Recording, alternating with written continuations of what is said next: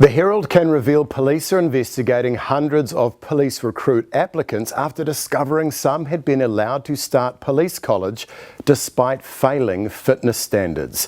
Assistant Police Commissioner Tasha Penny told the Herald police recently learned that 3 applicants were approved to begin training at police college without having met the physical appraisal test, or PAT. The PAT involves a 2.4 kilometre run, push-ups, a jump test and a grip strength test.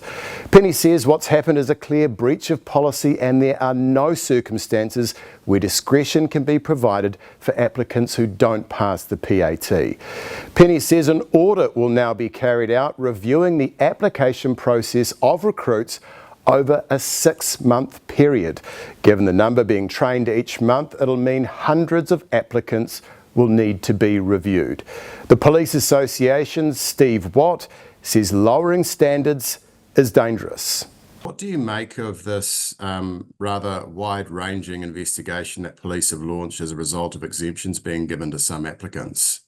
Yeah, look, we're really concerned. Policing is a physically and mentally demanding job, and it requires a high level of acuity. Having applicants enter into college without having met the basic minimum standards puts them, other recruits, and our members at high risk of injury and harm. Do you think there's been political interference in this? Look, we'd be naive to think there isn't political interference in this. When you look at the numbers, we're supposed to have 500 extra cops by November this year. As it stands, we've got a net gain of just 6. That's going to amount to a huge amount of pressure from the government being put on police to try and increase those recruitment numbers so that they can reach that target come November. Watt wonders whether other exemptions or tweaks to the rules have been allowed in other recruitment areas.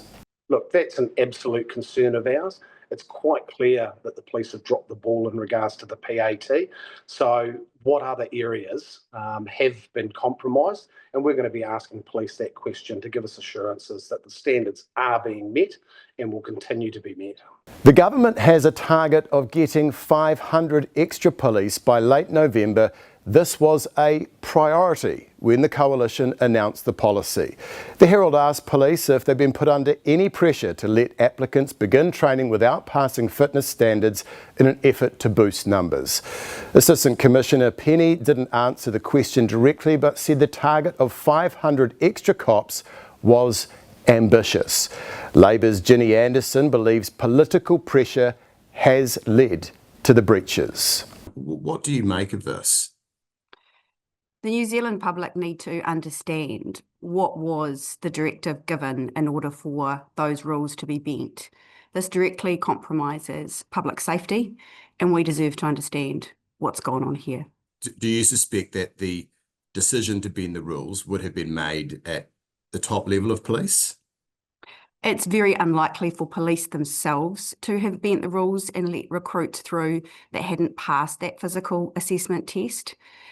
We need to understand who applied political pressure to police in order to deliver on a coalition promise. Are you fairly confident that there would have been a direction from someone in government to do this? From my experience working in police and also working with people who continue to work in that space, it is highly unlikely that police themselves took it upon themselves to bend the rules in order to meet a promise made by ministers. Is this damaging for the police's reputation? New Zealand police have an outstanding reputation. We are held above and beyond many other police services across the world. I'm really concerned that this political deal breaking is compromising the brand and reputation of New Zealand police. And have you had any information from people within police that indeed they have been going back and allowing substandard candidates to train at police college anyway? Yes, I received information in early April that recruits who had not passed the physical assessment test had been approached and asked to reapply and were gone to look at for a second time. Associate Police Minister Casey Costello denied she had personally suggested exemptions be applied for some applicants, or that she put pressure on police, saying recruitment and training is an operational matter which ministers are not involved in. Police Minister Mark Mitchell did not respond to questions from the Herald. Mark Mitchell needs to step up and take responsibility.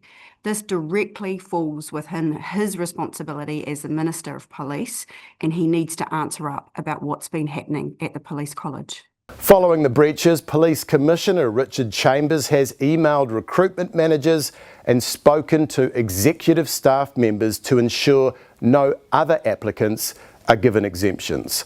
Police say the audit they are planning will involve a reconciliation between recruits and their application process to see how widespread the issue has been. The findings will be publicly reported when complete.